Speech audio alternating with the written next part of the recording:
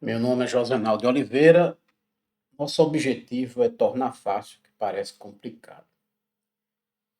Vamos estudar, neste vídeo, os modos de endereçamento que acontecem no processo de decodificação da instrução.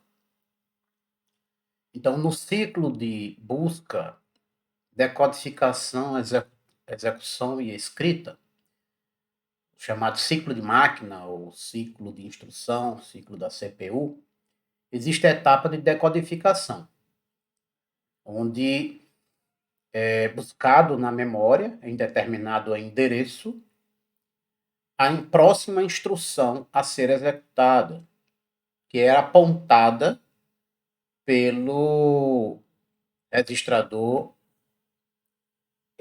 contador de programa, ou em inglês comumente chamado de PC, Program Counter. Então, o nosso objetivo aqui é entender que nesse processo de busca, nós vamos ter o código da instrução, que vai ser executada, juntamente com os operandos sobre os quais esta instrução irá executar alguma ação. Vou escrever aqui, ó, os operandos. E aqui seria o código da operação. Então, o código da instrução em si pode ser uma soma, subtração, um pulo, qualquer uma das instruções. Não é nosso interesse aqui discutir código, né? Imagine o código de uma instrução válida qualquer. Vamos focar aqui nos operandos. Então, existem algumas possibilidades aqui para o operando. Cada uma dessas possibilidades irá definir um modo. Então, por exemplo, nós podemos ter aqui o operando ser um próprio valor, eu estou ilustrando com o valor 5, o próprio valor que queremos manipular. Então, esse tipo de endereçamento, onde eu tenho literalmente aqui o valor já, não preciso mais buscar ele em lugar nenhum, ele já está disponível, ele já veio aqui junto com a instrução, seria o que nós chamamos de imediato. Mas, não necessariamente eu vou ter o valor aqui. Eu posso ter, no campo aqui de operando, eu posso ter o nome de um registrador. Qualquer registrador de uso geral aí, disponível em determinada ISA, eu posso ter um nome de um registrador. Então, o conteúdo, o valor que eu quero para realizar aquela operação está no registrador. Então, vem aqui o nome do registrador e eu acesso o conteúdo desse registrador. Eu posso ter também aqui o endereço, lembrando que eu estou usando aqui o i comercial, que é o mesmo operador usado na linguagem C, C++, para obter o endereço na memória onde uma variável está alocada. Então, eu poderia ter, suponho que eu tenho uma variável aí chamada x, então eu teria aqui o endereço desta variável na memória. E aí eu precisaria ir neste endereço, trazer o conteúdo associado a x. Então, vamos supor que o x recebesse 5, né? Ou seja, o valor da variável x fosse 5. Então, imagine uma coisa assim, ó, x igual a 5, e aqui o próprio 5. Então, eu poderia ter aqui ó, a exibição de x e a exibição do literal 5. Veja que são coisas diferentes. Isso aqui eu não preciso buscar mais na memória. Seria algo imediato. Esse tipo de endereçamento é chamado direto, onde eu tenho o endereço de onde está o dado que eu quero na memória. E uma outra possibilidade, eu vou por um caminho mais longo, que é, eu tenho no campo operando o endereço do endereço da variável. Como assim? Então, imagine que eu tenho aqui essa estrutura, eu tenho aqui os meus endereços. Então, imagine que eu tenho aqui o endereço 100, os endereços estão crescendo assim. Aqui eu tenho o endereço 200. Então, olha que coisa interessante. Eu poderia ter aqui o endereço do endereço da variável x. E o endereço dessa variável x aqui, por exemplo, seria o endereço 200. Então, o que eu estou querendo dizer é, eu quero o endereço do que está lá no endereço 200. Só que quando eu chego no endereço 200, eu não tenho o valor da variável x. Eu tenho um outro endereço. Olha que coisa interessante. Então, agora, ao acessar o endereço 200, eu não tenho o valor. Eu tenho o endereço 100. Então, eu ainda tenho que ir no endereço 100 e aqui sim terá o valor de interesse, que seria o valor da variável, literalmente, né? O valor 5. Então, eu estou dando dois passos. Eu busco o endereço, que seria o endereço 200, onde se localiza o endereço do valor de interesse. Então, esse processo de cascata, o endereço do endereço, seria o modo indireto. E nós vamos compreender melhor vendo os exemplos usando ponteiros. Então eu posso usar aqui a ideia de ponteiro e aqui a ideia de ponteiro simples e aqui a ideia de ponteiro duplo para chegar nesse conteúdo. E existem alguns outros modos, mas para o nosso objetivo aqui, eu estou detalhando aqui os 5 principais: imediato, por registrador, direto, indireto. E temos aqui um que é o chamado relativo. No relativo, nós vamos ter o endereço base, por exemplo, suponha que nós tivéssemos aqui uma variável chamada v. Então, nós passamos o endereço base, de onde começa essa variável, mais um certo índice, que eu vou chamar de índice k. Poderia ser qualquer letra, estou chamando de k.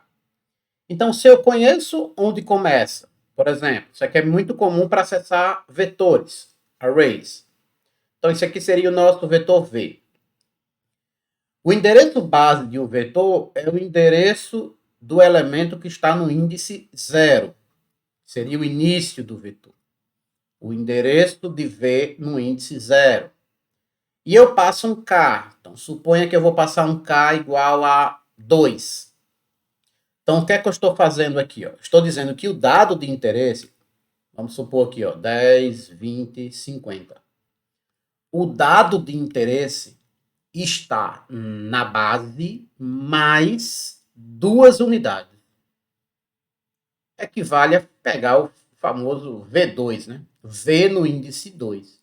Então, eu estou dizendo que o meu dado está aqui. Ó. Meu modo de endereçamento relativo. Relativo a quê? Ao endereço base que eu passar e o deslocamento que eu der.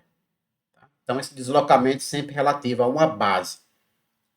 Dito isto, vamos ver aqui alguns exemplos no navegador, no Replit.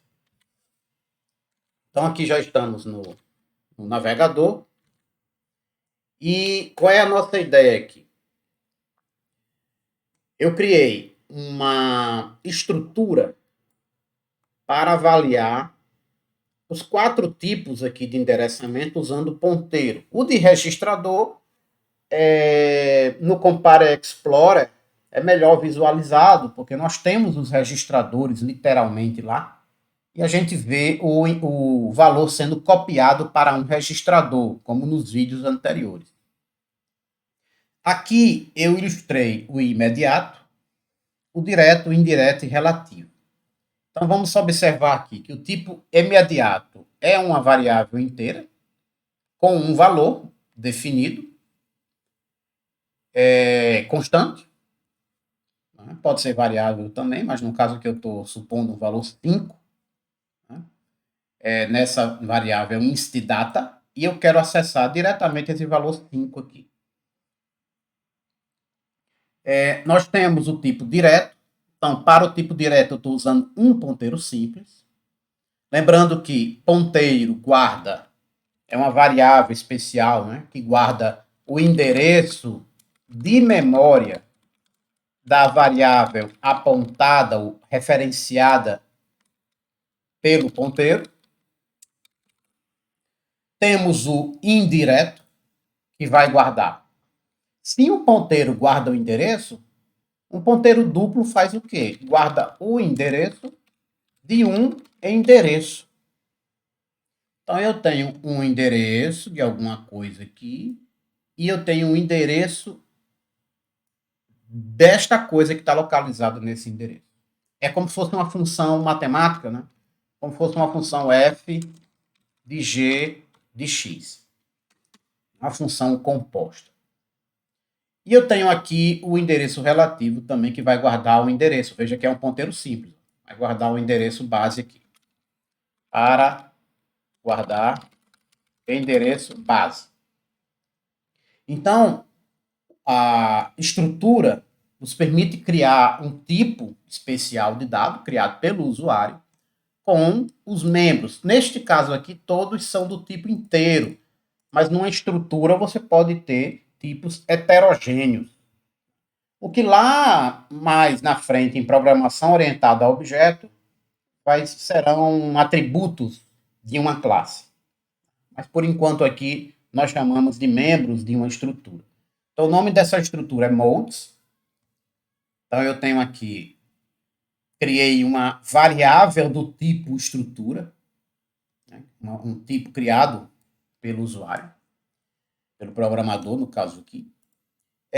Criei uma variável com valor 5, poderia ser qualquer valor.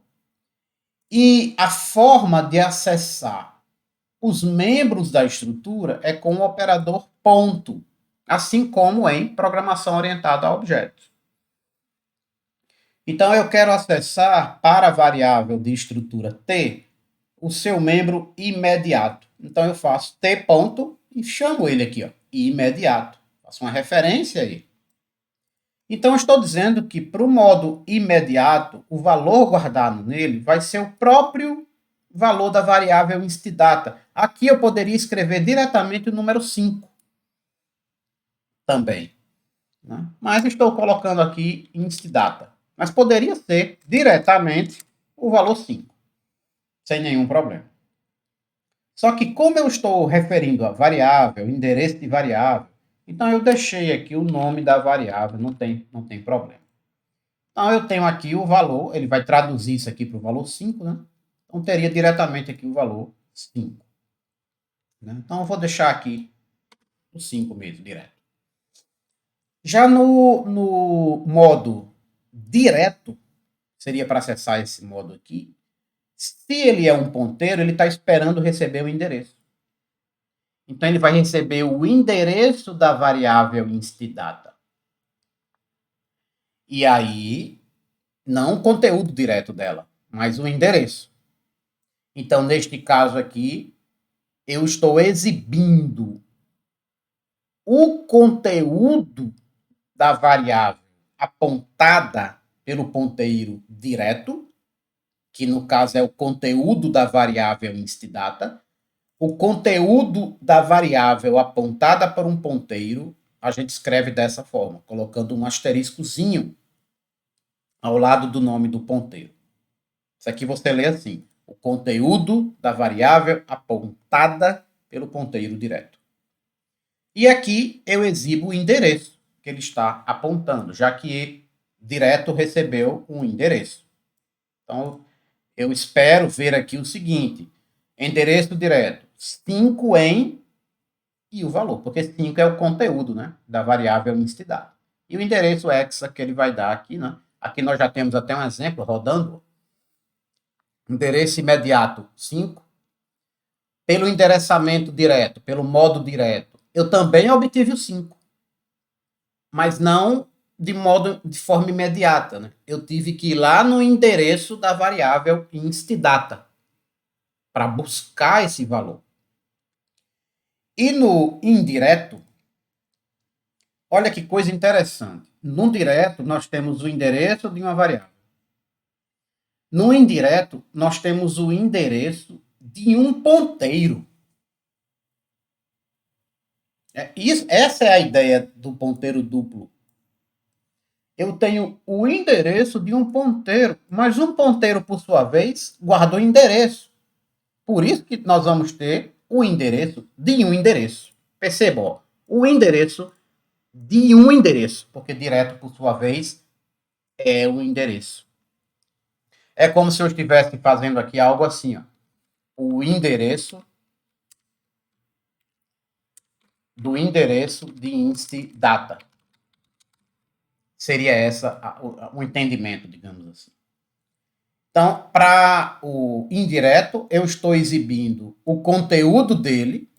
Qual vai ser o conteúdo do endereçamento indireto, desse ponteiro indireto? O conteúdo vai ser o endereço. O endereço de quem? Do direto. Com o dado, e aí aqui eu tenho uma coisa interessante. Ó.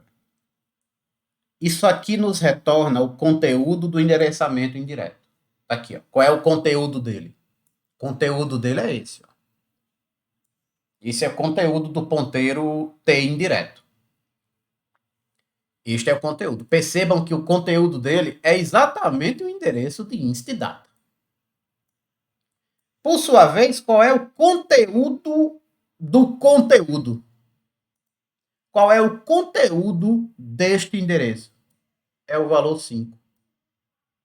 Então veja que eu dei 2 pulos agora para chegar no dado. Estou dizendo o conteúdo do conteúdo. Onde esse conteúdo aqui é o endereço. Tá? Esse é o endereçamento indireto usado para manipulação de estruturas bidimensionais, como matrizes, por exemplo. E, para concluir, o endereçamento relativo.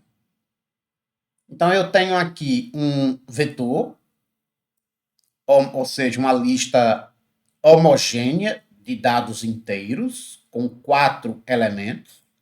Estão aqui os elementos inicializados, para exemplificar. E eu estou definindo meu indexador aqui como 2. Então, eu quero o endereço base deslocado de 2 unidades. Então, eu venho aqui e digo assim, olha, o ponteiro relativo, porque relativo é um ponteiro, está definido aqui em cima, o endereço relativo, ele é igual a o nome do vetor V. Quando nós estudamos vetores em C++, a gente verifica que o nome do vetor é, na verdade, o endereço do seu primeiro elemento. Então, isso aqui é a mesma coisa de fazer assim, ó, T relativo recebe o endereço do seu primeiro elemento, ou seja, o endereço de quem está no índice 0, porque aqui é índice 0, 1, 2, 3. Se eu tenho o relativo apontando para a base, eu consigo agora solicitar o conteúdo do que está na base deslocado de K unidades. Então, imaginem, voltando aqui à lousa, 1532 é como se eu tivesse, é como se nós tivéssemos isso aqui, ó.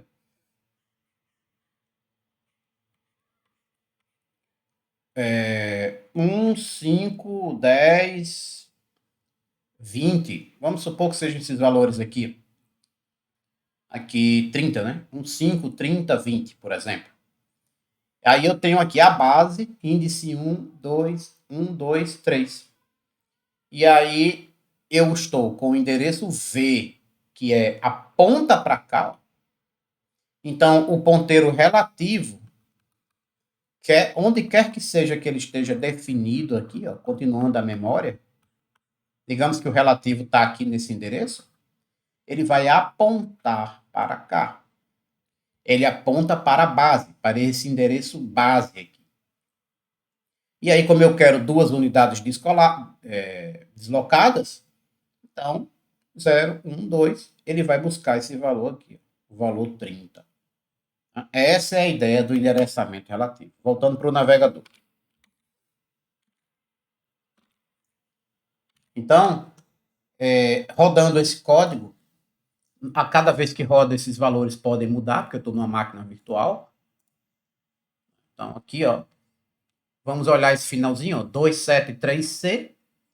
Então, eu fui buscar o valor 5 lá em 273C. No indireto, o conteúdo dele é o endereço de onde está a variável instadata, com o conteúdo 5, e eu acesso o conteúdo desse endereço, que me dá exatamente o 5. E no relativo, eu faço o deslocamento conforme a base, 1532, né? Então, seria esse valor aqui de 30.